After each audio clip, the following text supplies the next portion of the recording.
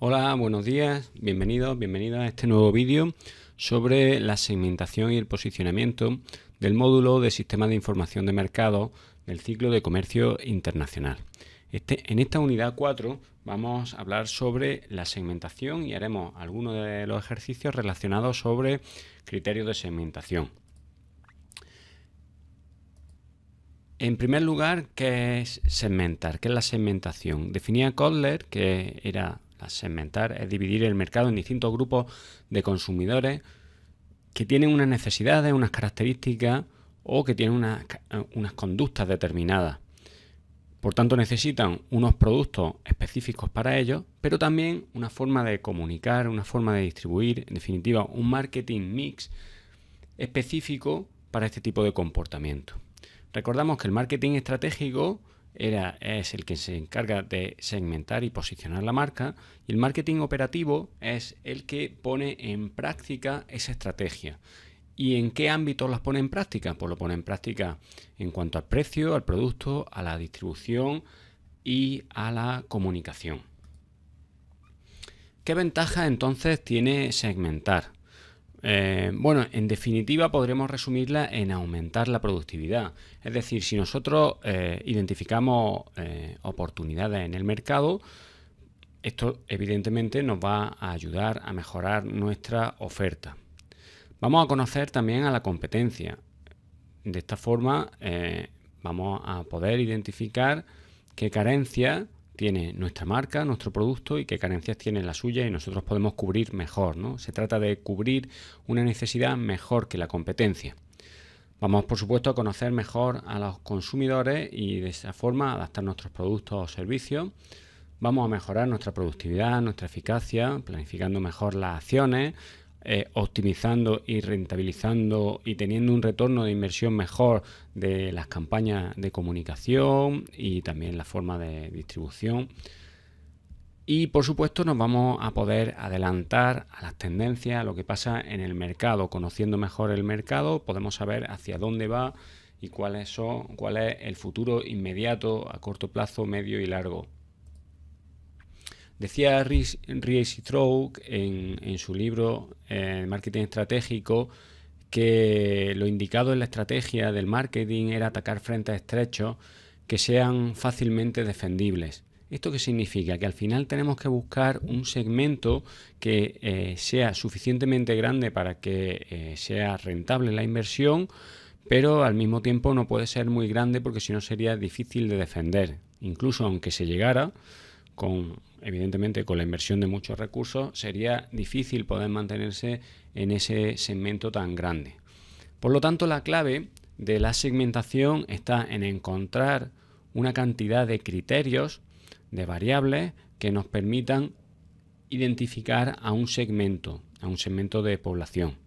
Esos criterios en cantidad tienen que ser los adecuados, pero también tienen que ser en calidad los adecuados, es decir, tienen que identificar realmente al segmento que nos va a ser rentable y que vamos a conseguir un retorno de la inversión. Además, existen entre los diferentes criterios relaciones, ¿no? Pues los podemos tratar de forma aislada. Por lo tanto, no se trata solamente de identificar si nuestro target, nuestro público objetivo, son hombres o mujeres mayores o menores de 40 años, sino que también tenemos que ver cuáles son los criterios que realmente van a segmentar al mercado. La segmentación, recordamos que trataba de buscar grupos homogéneos, es decir, en el que sus integrantes fueran muy cercanos en gusto, en preferencia, en estilo de vida, en todos los criterios, tuvieran comportamientos muy homogéneos y que al mismo tiempo ese grupo sea heterogéneo con el resto de los grupos. Homogeneidad dentro del grupo y diferenciación con el resto de los grupos. De esa forma conseguiremos que nuestras campañas y nuestro marketing mix sea mucho más eficiente. Lo primero que tenemos que hacer para segmentar es identificar qué criterios vamos a utilizar para identificar a nuestro público objetivo, ¿vale? Y ahí podríamos agrupar los criterios en generales y específicos, objetivos y subjetivos. Dentro de los generales, los que normalmente se utilizan cuando dice Identifícame el público objetivo. Pues dice, personas que viven, que te digo yo, en España, que tienen una edad superior a 40 años, mujeres, clase media alta, etcétera. Esos son los criterios normalmente objetivos. Luego intervienen otros más subjetivos que se pueden basar menos en datos, como el estilo de vida o la personalidad. Y luego algunos mucho más específicos del comercio, como son el uso, la fidelización, la situación en el momento de la compra, las ventajas que se buscan en el producto y las preferencias personales. Vamos a ir analizándolos con ejemplos, vamos a ver algunos ejemplos rápidamente de estos tipos y nos ponemos con el cálculo de los criterios de segmentación, los cálculos necesarios. Criterios geográficos. Evidentemente no podemos hacer una campaña o mejor dicho, existe en la población de interior, seguro que hay menos intereses por los productos relacionados con el sur. Hay más afición en la costa. Pues evidentemente los criterios geográficos hay que tenerlos en cuenta. No siempre, porque como vemos en la imagen, también se puede hacer surf en el interior. Por lo tanto, el criterio geográfico habrá que tratarlo con cierta prudencia, pero evidentemente en algunos casos sí que influye. Evidentemente en las zonas ecuatoriales se venderán menos calefacciones y probablemente más aire acondicionado. Los criterios demográficos, que son la edad, el sexo, la formación y la familia, son también criterios que de alguna forma pueden determinar el comportamiento. No es el caso de la fotografía, que vemos a un abuelete montando en monopatín, pero bueno, lo normal es que si es verdad que por edad tengan determinados comportamientos, el sexo también puede determinar los gustos y las preferencias, la formación académica también y por supuesto la composición de la familia. Criterios socioeconómicos. Bueno, evidentemente el ingreso determina la inversión que se pueda hacer en determinados productos, ¿no? Entonces, el comportamiento evidentemente está muy condicionado por los ingresos familiares. El estatus profesional también influye sobre todo en las aficiones, evidentemente el estatus profesional incide sobre los ingresos y están en algunos casos ligados, pero no solamente por eso, sino que determinadas profesiones tienen determinadas aficiones. Es decir, un ejecutivo, pues a lo mejor le gusta jugar más al pádel que un albañil, ¿no? Por poner un ejemplo que no sé si es así. Luego también la pertenencia a los grupos, también es importante a los grupos o a las clases sociales, ¿no? Al final somos animales sociales, nos gusta pertenecer a un grupo y tratamos de comportarnos y buscar aficiones, actuaciones, hábitos relacionados que estén relacionados con ese grupo. Más criterios, tenemos los criterios subjetivos, el estilo de vida o la identidad personal. Esto se utiliza mucho en publicidad, los criterios subjetivos. Bueno, por ejemplo, el anuncio de ¿te gusta conducir? Lo que trataba de buscar era una identidad personal, que la gente no comprara un coche solamente por las características, sino que si se identificaba con las personas que les gustan de verdad los coches, que les gusta conducir, no solamente el coche como un elemento de valor, sino para lucirlo, sino que realmente le gusta la conducción, pues esa era su mejor opción, ¿no? La de BMW. El estilo de vida también crea grupos de pertenencia o grupos de aspiración que normalmente suelen ser relevantes a la hora de tomar las decisiones. Decía un profesor de comercio que tenía yo que ¿qué vendes? Nos preguntaba, ¿qué vendes? Si vendes muebles, tu negocio va a ser ruinoso. Ahora, si vendes confort, decoración, estatus, todos esos valores, todas esas necesidades que tienen las personas son las que hacen crecer y triunfar a un negocio. Muebles tiene todo el mundo. Lo que tienes que procurar es satisfacer las necesidades que busca la gente que va a comprar un mueble. Esto parece una obviedad, pero es muy relevante. Bueno, seguimos con los diferentes criterios. Luego están los criterios específicos, que son objetivos y subjetivos también: el uso, la fidelidad, la situación de compra, y los subjetivos, las ventajas buscadas y las preferencias. El uso de los productos. Cada persona le busca un uso determinado a un producto y asigna una cantidad de recursos a ese tipo de producto. Este anuncio me llamaba la atención cuando salió en su época, porque realmente lo que decía es que si no eres de los que invierte todo su dinero en su coche, este es realmente tu coche. Es decir, si el coche realmente no es un elemento preferente dentro de tu inversión y te gusta gastar tu dinero, tu inversión en otras cosas, pues bueno, ese era tu coche. Y un poco trata de esto, este criterio de segmentación. ¿En qué gasta el dinero cada uno de ellos? Este sería el de uso. Asignamos un presupuesto dependiendo de el uso que le vayamos a dar, si es más intensivo o menos al coche. Entonces, si vamos a estar viajando todo el día, a lo mejor no nos compraríamos un Citroën X, pero si el Citroën X lo queremos solamente para cogerlo eventualmente porque lo que a nosotros nos gusta es navegar, pues quizás esa sea nuestra elección. Y va específicamente dirigido a ese tipo de segmento. Luego tenemos la fidelidad.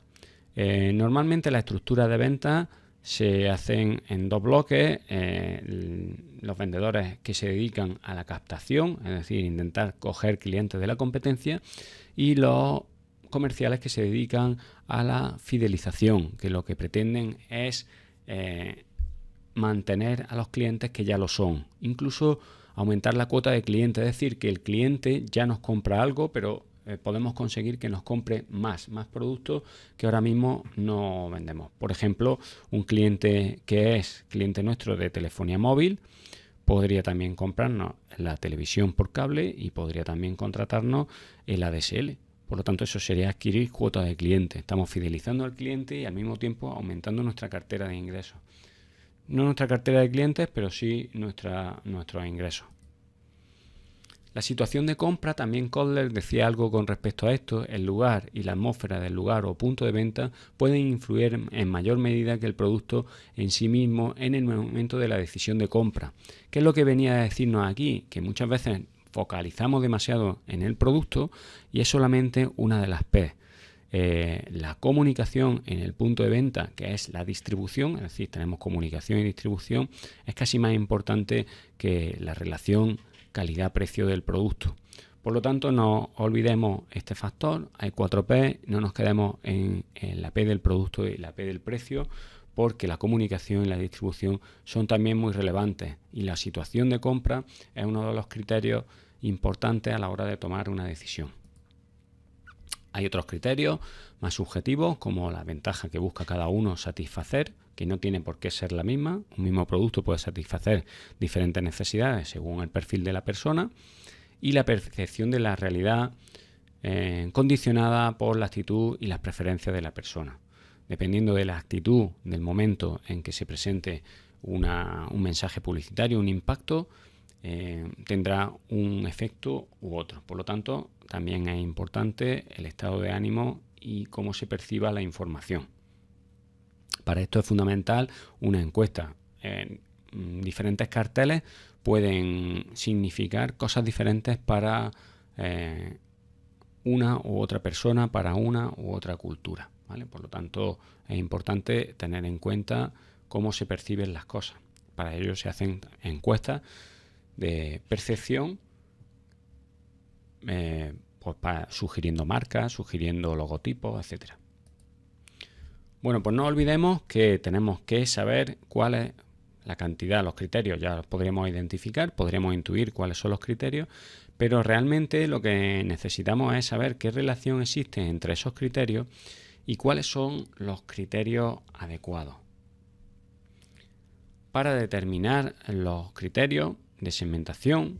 Recordamos que el principal objetivo de la segmentación es conseguir heterogeneidad de los grupos entre sí, es decir, que los grupos entre un grupo y otro sean heterogéneos, y la homogeneidad de los integrantes de cada uno de los grupos.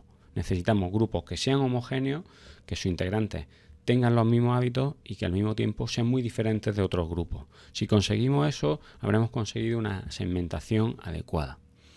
Existen varios sistemas de segmentación que nos van a ayudar a encontrar cuáles son los criterios más adecuados y la relación que existe entre ellos. Vamos a ver ahora en la práctica la tabulación cruzada. La tabulación cruzada pretende establecer la relación que hay entre diferentes variables. Luego veremos también el análisis discriminante, que lo que hace es intentar determinar cuál es el criterio más adecuado. De todos los criterios que analizamos, cuál sería el más adecuado para conseguir esa homogeneidad y heterogeneidad. Supongamos que hacemos una encuesta donde queremos valorar qué importancia tiene el parking a la hora de comprar un piso. Encuestamos a 373 personas, hombres y mujeres, preguntándole que hagan una valoración si es muy poco importante que tenga parking, poco importante, importante, bastante importante, muy importante. Obtenemos ese resultado, pues 18 hombres responden que es muy poco importante tener parking. Y así hasta los resultados obtenidos en la tabla en la que vamos a establecer una relación entre el parking y el sexo. Aquí realmente con los números yo no soy capaz de ver si existe una verdadera relación o no, por eso nos basamos en la fórmula de chi cuadrado. La fórmula de chi cuadrado lo que nos permite es determinar si existe realmente una relación entre la importancia que se le da al parking en la vivienda y el sexo. Bueno, lo primero que tenemos que hacer sobre la tabla que teníamos antes, tenemos que calcular la frecuencia esperada. ¿Cómo se calcula la frecuencia esperada? Bueno, pues lo que se hace es que si tenemos 101 hombres, han contestado a la encuesta 101 hombres, y a la respuesta muy poco importante han respondido 121 personas, hombres y mujeres han respondido muy poco importante, calculamos qué porcentaje de hombres han respondido muy poco importante. Entonces, para calcularlo, simplemente multiplicamos estos 101 por estos 121 y lo dividimos entre el total de población, ¿vale? Estamos calculando el peso que tienen los hombres, el porcentaje de hombres que han dicho que es muy poco importante del total de la muestra que hemos tomado. Esto lo calculamos igual para todos. Ahora calculamos el porcentaje de mujeres, que serían multiplicar 272 por 121 entre 373, y así hacemos el cálculo de toda la tabla. Vamos a hacerlo esto directamente con una hoja Excel para ver cómo se haría el chi cuadrado. Para ello, lo primero, vamos a abrir una hoja Excel en blanco y vamos a copiar la tabla que teníamos de los resultados que obtuvimos de la encuesta. Esta sería la tabla. Voy a ampliarla un poco para que se vea mejor en pantalla. Vale, ¿qué tenemos aquí? Tenemos que lo que decíamos antes, estos son los datos que hemos tomado, y ahora vamos a poner los datos, la frecuencia esperada, es decir, ponderada en proporción. Por lo tanto, tenemos esta tabla que es la misma, la vamos a copiar aquí abajo, bueno, está aquí, la copiamos aquí abajo, y ahora vamos poniendo los datos que decíamos. Este valor, lo que... Bueno, Voy a poner aquí hombres y mujeres para que veamos de dónde viene este valor. Este valor, como decíamos, era el porcentaje de hombres de la muestra total que habían dicho que sí le interesaba o que le interesaba muy poco el parking dentro en la vivienda, ¿no? Entonces, como decíamos, la fórmula sería multiplicar el total de hombres por el total de las respuestas entre el total de la muestra. Y eso nos da un valor, vamos a ponerlo todo esto con los mismos valores, los mismos decimales, un valor de un 32%. Para arrastrar la fórmula, simplemente el valor que se queda fijo es siempre este y este. Y este valor se hace variable. Por lo tanto, vamos a poner el signo de dólar delante del valor este y el signo de dólar delante del valor de los totales. De esta forma, si arrastramos la fórmula, vemos que aquí efectivamente ha hecho la división este por este entre este, ¿vale? Por lo tanto, está correcto. Y ahora lo que vamos a hacer es la columna de las mujeres.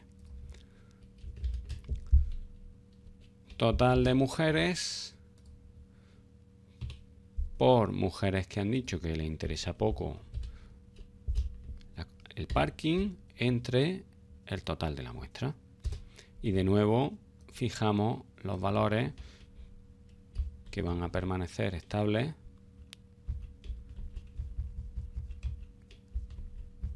y dejamos variable la celda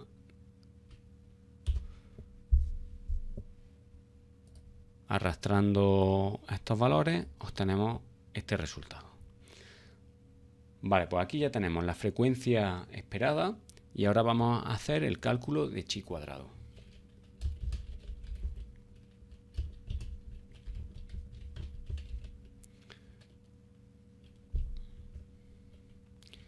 Para calcular la fórmula de chi cuadrado vamos a utilizar la prueba chi. Es una fórmula que está en Excel, que es esta prueba chi, donde tenemos que incluir el rango actual y el esperado. El rango actual es el de los datos que nos daba nuestra encuesta, que son estos, coma, y el rango esperado, que sería la frecuencia esperada, esta. Y esto nos da un resultado de 0,001. Si el valor, lo voy a pegar aquí,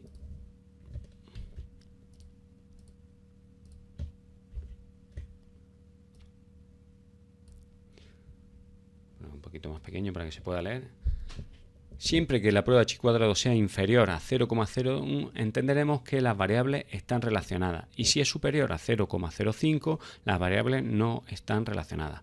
Como es inferior a 0,5, por tanto las variables entre el parking y el sexo están relacionadas. Por lo tanto, si vamos a hacer una campaña de vivienda con parking, tenemos que tener en cuenta que sí van a influir en el sexo y que las mujeres, en este caso, realmente están mucho más interesadas y le dan mayor relevancia a el parking dentro de la vivienda.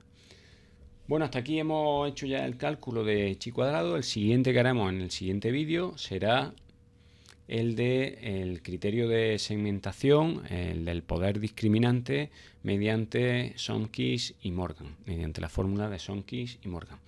Hasta ese vídeo nos vemos. Muchas gracias por la atención. Hasta pronto.